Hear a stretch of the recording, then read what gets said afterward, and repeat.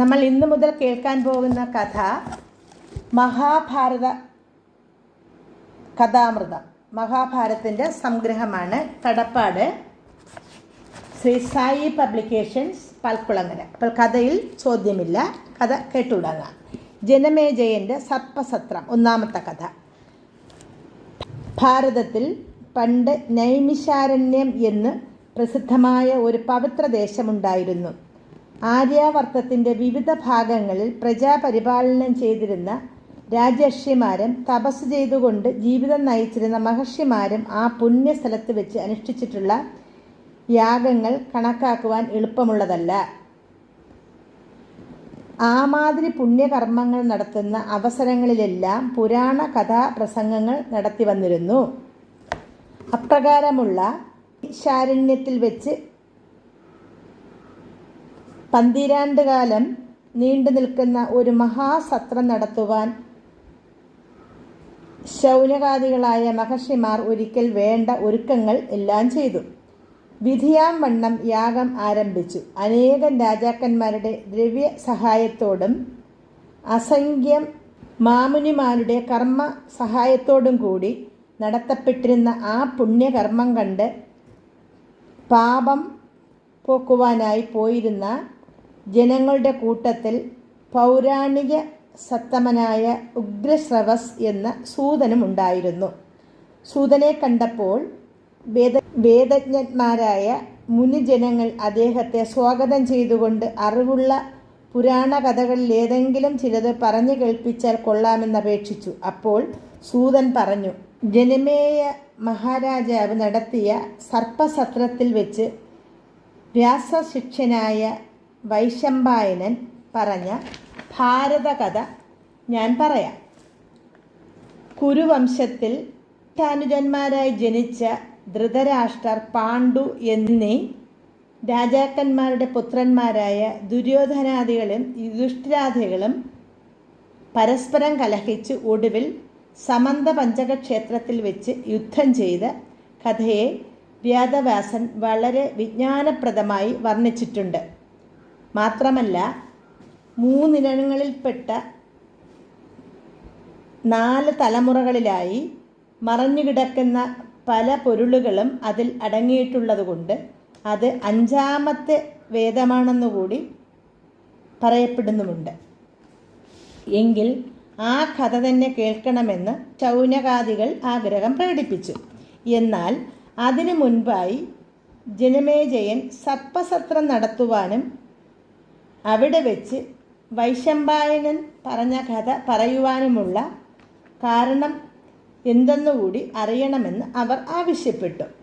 അപ്പോൾ സൂതൻ ശ്രീകൃഷ്ണനെയും വ്യാസമഹർഷിയെയും സരസ്വതീദേവിയെയും വന്ദിച്ചുകൊണ്ട് സർപ്പസത്രത്തിൻ്റെ കാരണവും മറ്റും പറയുവാൻ ആരംഭിച്ചു. പരീക്ഷത്തിൻ്റെ പുത്രനായ ജനമേജയൻ ഹസ്തിനപുരം ആസ്ഥാനമാക്കി നാടുവാണിരുന്ന കാലത്ത് വേദൻ എന്നു പേരായ ഒരു മഹർഷി ഉണ്ടായിരുന്നു. അദ്ദേഹത്തിന് ഉത്തങ്കൻ എന്നു പേരോടുകൂടിയ ഒരു ശിഷ്യനും ഉണ്ടായിരുന്നു. ജനമേജയൻ, പൗക്ഷ്യൻ തുടങ്ങിയ രാജാക്കന്മാരുടെ ഉപാധ്യായനായിരുന്ന വേദൻ കൊട്ടാരത്തിൽ യാഗത്തിനും മറ്റുമായി പോകുമ്പോൾ ഉത്തങ്കൻ എന്ന തൻ്റെ ശിഷ്യനെ വിളിച്ച് ഗൃഹഭരണ കാര്യങ്ങളെല്ലാം ധാർമ്മിക കാര്യങ്ങളും ഏൽപ്പിച്ചിരുന്നു.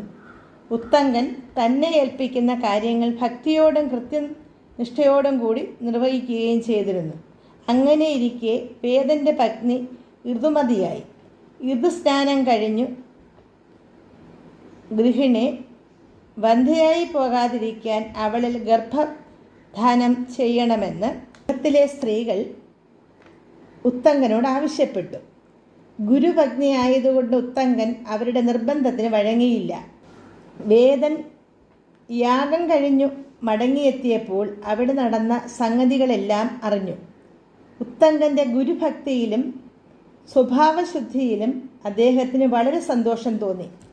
അദ്ദേഹം ശിഷ്യനെ അനുഗ്രഹിച്ചു. പഠനം പൂർത്തിയായപ്പോൾ ഉത്തങ്കൻ സ്വഗൃഹത്തിലേക്ക് മടങ്ങിക്കൊള്ളുവാൻ ഗുരു അനുവദിച്ചു. അപ്പോൾ ഉത്തങ്കൻ ഗുരുവിനോട് ചോദിച്ചു, ഗുരു, ഗുരുദക്ഷിണയായി എന്തെങ്കിലും അവിടത്തേക്ക് തന്നാൽ കൊള്ളാമെന്ന് ഞാൻ ആഗ്രഹിക്കുന്നു. ഇഷ്ടമുള്ളത് എന്താണെന്ന് അരുളി ചെയ്താലും. ഉത്തങ്കൻ്റെ നിഷ്കളങ്കമായ ഗുരുഭക്തിയും സേവനവും കൊണ്ട് അത്യന്തം സംതൃപ്തനായിരുന്ന വേദൻ തനിക്ക് ഒന്നും വേണ്ടതില്ലെന്ന് മറുപടി പറഞ്ഞു.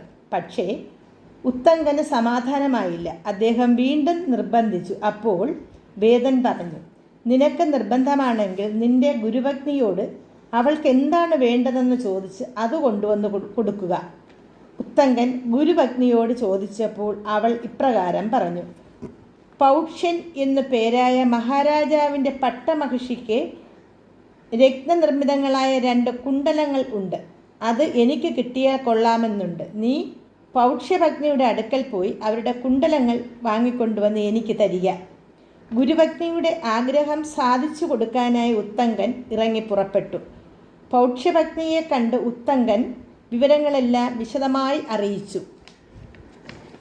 കുണ്ടലങ്ങൾ യാചിച്ച് രാജ്ഞി തൻ്റെ കുണ്ടലങ്ങൾ ഉത്തങ്കന് നൽകിക്കൊണ്ട് ഇപ്രകാരം പറഞ്ഞു, ഇത് ശ്രദ്ധയോടെ സൂക്ഷിക്കണം. നാഗരാജാവായ തക്ഷകന് ഈ കുണ്ടലങ്ങളിൽ പ്രത്യേക താൽപ്പര്യമുണ്ട്. അവസരം കിട്ടിയാൽ അവൻ തട്ടിയെടുക്കും. ഉത്തങ്കൻ രാജ്ഞിയെ വന്ദിച്ചു. രത്നഖചിതങ്ങളായ കുണ്ടലങ്ങളെല്ലാം എടുത്തുകൊണ്ട് ഉത്തങ്കൻ ഗുരുസന്നിധിയിലേക്ക് യാത്രയായി. വഴിയിൽ ഒരു നദി കടക്കുവാനുണ്ടായിരുന്നു. പേമാരി മൂലം നദിയിൽ വെള്ളം പെരുകിയിരുന്നു. നദി നീന്തി കടക്കുവാനുള്ള തയ്യാറെടുപ്പിൽ ഉത്തങ്കൻ കുണ്ടലങ്ങൾ താഴെ വെച്ചു. തത്സമയം ഒരു സന്യാസിയുടെ വേഷത്തിൽ തക്ഷകൻ പ്രത്യക്ഷപ്പെട്ട് ആ കുണ്ടലങ്ങൾ അപഹരിച്ചുകൊണ്ട് കടന്നു കളഞ്ഞു. ഉത്തങ്കൻ കുണ്ഠിതപ്പെട്ടു. തക്ഷകനല്ലാതെ മറ്റാരുമല്ല കുണ്ടലങ്ങൾ അപഹരിച്ചതെന്ന് മനസ്സിലാക്കി. ഉത്തങ്കൻ തക്ഷകനെ തിരഞ്ഞു പാതാളത്തിലെത്തി. തക്ഷകൻ ആ കുണ്ടലങ്ങൾ മടക്കി കൊടുക്കുവാൻ കൂട്ടാക്കിയില്ല. നിരാശനായ ഉത്തങ്കൻ ഇന്ദ്രനെ സ്തുതിച്ചു തന്നെ സഹായിക്കണമെന്ന് പ്രാർത്ഥിച്ചു.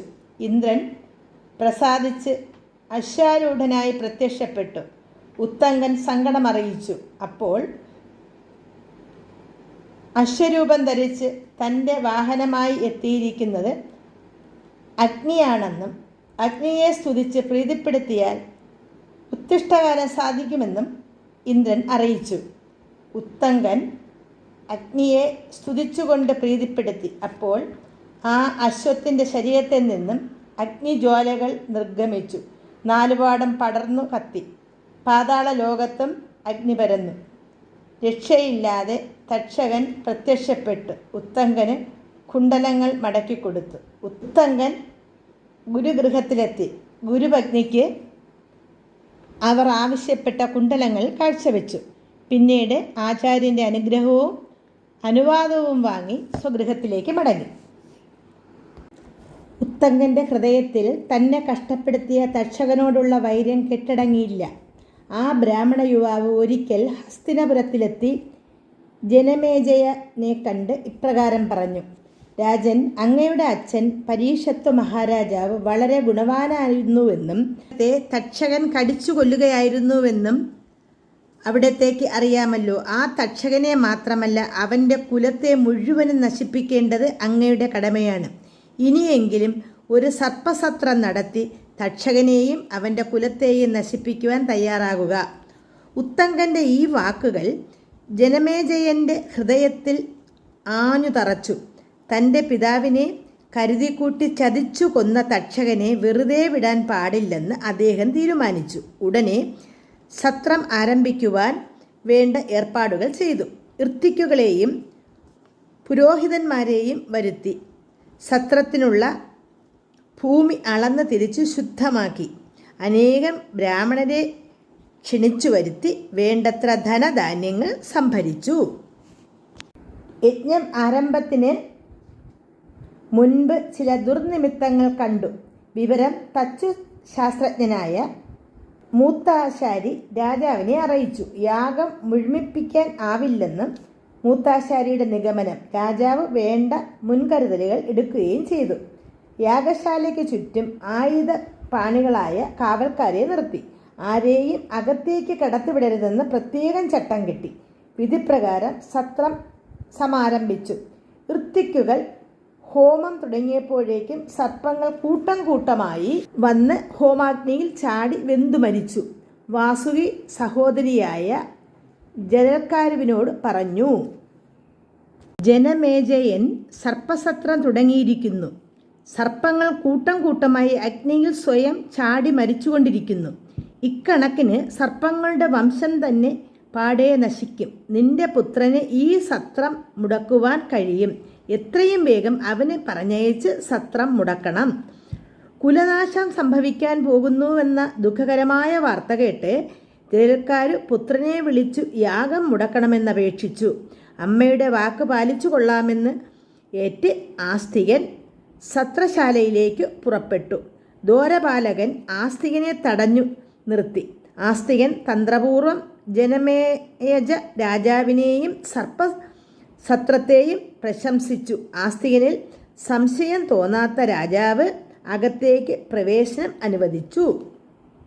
ഹോതാവ് മന്ത്രങ്ങൾ ജപിച്ചിട്ടും ഹോമങ്ങൾ കഴിച്ചിട്ടും തക്ഷകനെ കണ്ടില്ല. കൂടുതൽ ശക്തിയോടും ശുഷ്കാന്തിയോടും കൂടി പൂജാകർമ്മങ്ങളും മന്ത്രോച്ചാരണങ്ങളും ഹോമങ്ങളും നടത്തി തക്ഷകനെ വരുത്തിയേക്ക് അടങ്ങൂ എന്ന് രാജാവ് ശഠിച്ചു.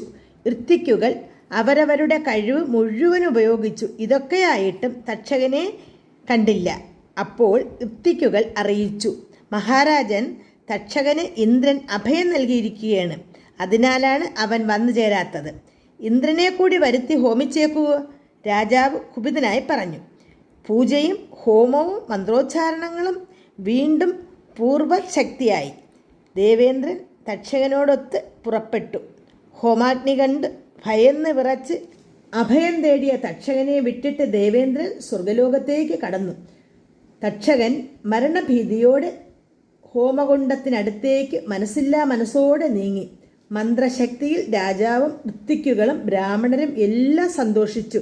തൻ്റെ പിതാവിനെ കൊന്ന തക്ഷകൻ സ്വയം തീയിൽ ചാടി വെന്തു മരിക്കുന്നത് കാണാൻ ജനമേജൻ കൗതുകത്തോടെ കാത്തിരുന്നു. അപ്പോൾ ആസ്തികനെ കണ്ട് രാജാവ് ആഹ്ലാദപൂർവം പറഞ്ഞു, ചെറുപ്പത്തിൽ തന്നെ ആഗമസിദ്ധി സാധിച്ച ആര്യനായ അവിടത്തേക്ക് എന്താണ് വേണ്ടത് ചോദിച്ചാലും? ആസ്തികൻ ഉത്സാഹത്തോടെ രാജാവിനെ അറിയിച്ചു, മഹാരാജൻ, ഈ സർപ്പസത്രം നിർത്തുക, സർപ്പങ്ങളെ എല്ലാം മോചിപ്പിക്കുക. ജനമേയജൻ്റെ മുഖം വാടി. സർപ്പസത്രം മുടക്കുകയോ തൻ്റെ ചിരകാല അഭിലാഷം സാധിക്കാതിരിക്കുകയോ? രാജാവ് ആസ്തികനോട് യാചനാസുരത്തിൽ പറഞ്ഞു, അങ്ങ് ഏറ്റെന്ത് ആവശ്യപ്പെട്ടുള്ളൂ.